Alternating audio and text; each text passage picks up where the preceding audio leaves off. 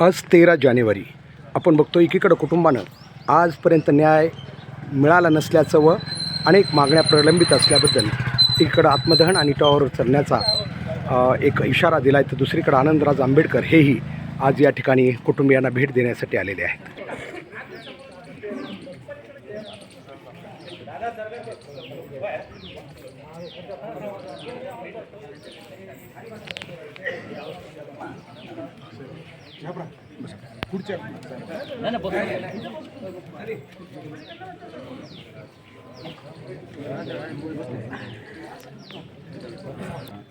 देशमुख यांच्या भेटीसाठी आंबेडकर या ठिकाणी आलेले आहेत.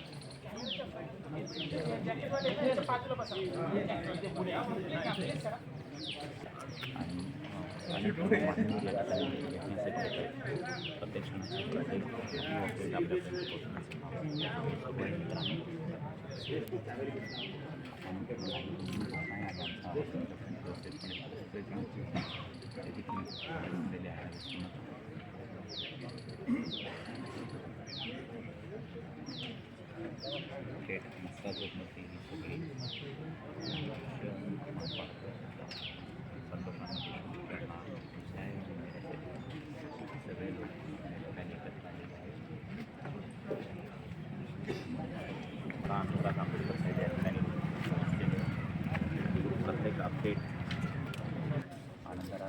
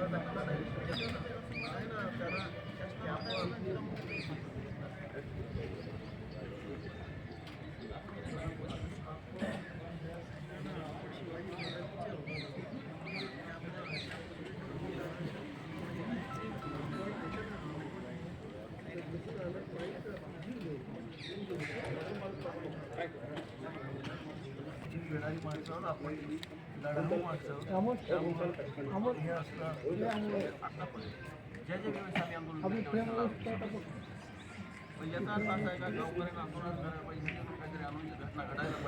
आणि त्याचं शासनानं पुन्हा भांडवल करायला पाहिजे, हे त्याचा उद्देश आहे का? आमचं म्हणणं हेच आहे ना की तुम्हाला आम्ही जेव्हा सांगतो मागच्या वेळेस आम्ही 60-70 करून टाकू. मग आम्ही आमच्या पहिली पुन्हा काय करायचं.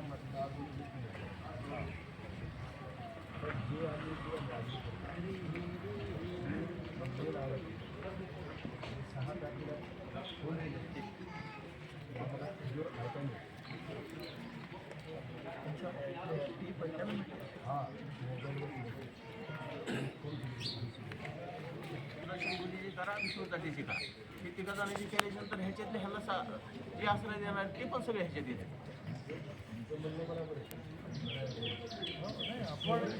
आपण जीव देणारा जमात नाही, दोन्ही जमाती अशा आहेत जीव देणारा नाही, मान्य आत्महत्या करणारा.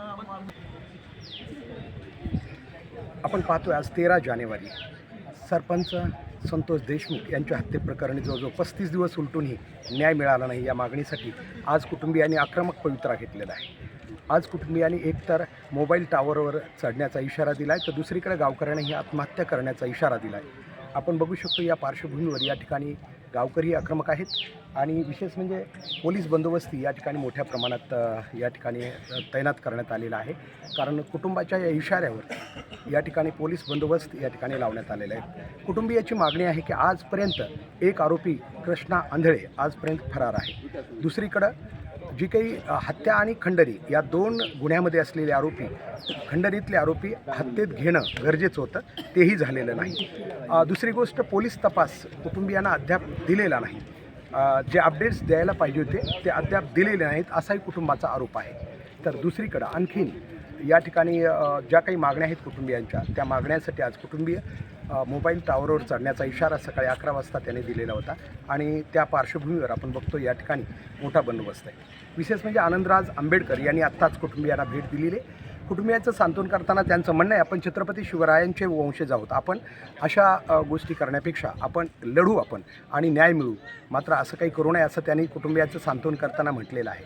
मात्र एकीकडं कुटुंबीय न्याय हक्कासाठी आपल्या या ठिकाणी 35 दिवसानंतरही या ठिकाणी बसलेले आहेत. आपण बघतोय अनेक आंदोलनं झाली, वेगवेगळे मोर्चे निघाले, तरीही या तपासामध्ये फारसं प्रगती झालेली नाही असं कुटुंबियाचं म्हणणं आहे. विशेष म्हणजे CID असेल किंवा SIT असेल, यांनी जो तपास होतो आहे तो अपडेट्स जे कुटुंबियाला द्यायला पाहिजे होते ते अपडेट्स दिलेले नाहीत असंही कुटुंबियाचं म्हणणं आहे. यासाठी आपण बघतोय मागं आनंदराज आंबेडकर कुटुंबियाशी बोलत आहेत मागं, आणि या ठिकाणी पोलीस बंदोबस्ती आहे.